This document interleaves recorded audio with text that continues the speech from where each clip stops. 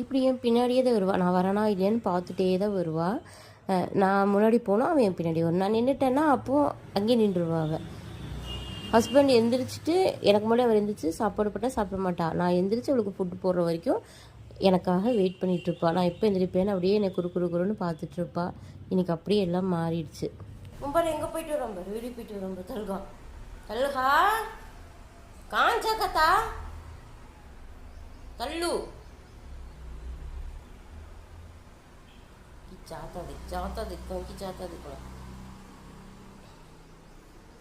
बाप गया तो सब सुनता पे इधर है